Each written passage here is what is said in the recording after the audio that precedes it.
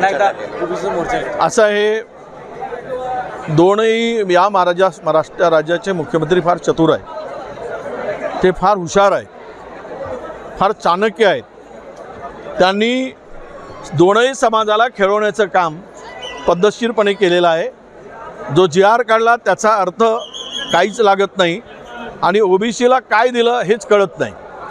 त्यामुळे तुम्हाला मला असं वाटतं की एकाने म्हणायचं मारल्यासारखं करायचं आणि दुसऱ्यांनी रडल्यासारखं करायचं आणि एकाने हसल्यासारखं करायचं आणि दुसऱ्यांनी अश्रू पुसल्यासारखं करायचं, अशी एक सगळी पद्धतशीर स्क्रिप्टेड हे काम सध्या राज्यामध्ये सत्ताधाऱ्यांकडून सुरू आहे. मला वाटतं सगळ्यांनाच तोंडाला पानं पुसल्याचं भविष्यात दिसेल, मराठा समाजालाही दिसेल आणि ओबीसीनाही दिसेल. मुख्यमंत्र्यांनी फसवले मराठा समाजाला असं वाटतं या केंद्रित त्या GRचा अर्थच कळत नाही. म्हणजे असं आहे की मी चाणक्य यासाठी म्हटलं की हे महायुतीचं सरकार त्या बाबडीच्या झाडाला दगड मारतं आणि आंबे पडले म्हणून ओरडतं आणि गेले जवळ की मग काटे रुततात. आता जवळ कोण कोण जातं त्याला ते काटे रुतणार आहे. करमाळ्यामध्ये एक महिला नाही, बरोबर नाही ना. चोरीचं काम कोणी करत असेल, चुकीचं काम करत असेल आणि एखाद्या अधिकाऱ्यांनी त्यावर कारवाई केली असेल तर त्याला दम देणं म्हणजे सत्तेचा दादागिरीनं उपयोग करणं आहे.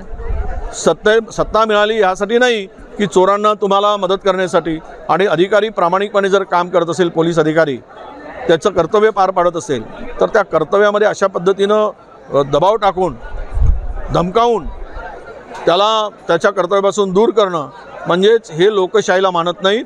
यांचा लोकशाहीवर विश्वास नाही. हे दादागिरीने आणि हुकुमशाहीने कारभार चालवू शकतात. मन वाटेल त्या पद्धतीनं आम्ही काम करू अशी भूमिका यांची यातून दिसते आहे. सत्तेचा माज आलाय असं म्हणता येईल. हां, नाही, सत्तेचा माज तर प्रत्येकालाच आला आहे.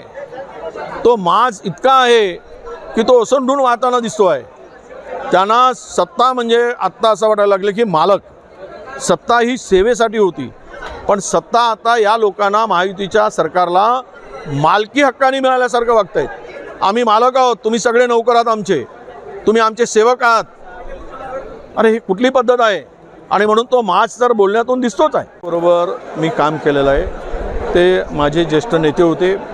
महाराष्ट्राच्या मध्ये एक विकासाला गती देणारं एक प्रगतिशील नेतृत्व म्हणून, विकसनशील नेतृत्व म्हणून आणि मार्गदर्शक म्हणून आम्ही त्यांच्याकडे बघत होतो. कधीही त्यांचा खांद्यावर हात आला की माणसाच्या मनामध्ये एक ऊर्जा आणि माणसाला एक शक्ती मिळत होती. असंही नेतृत्व होतं. म्हणून या वर्षपूर्तीसाठी येत असताना मनातून त्यांना अभिवादन करताना ती स्फूर्ती नक्की आम्हाला पुढच्या वाटचालीसाठी मार्गदर्शक ठरेल हीच भावना मनात आहे. एबीपी माझा, उघडा डोळे बघा नीट.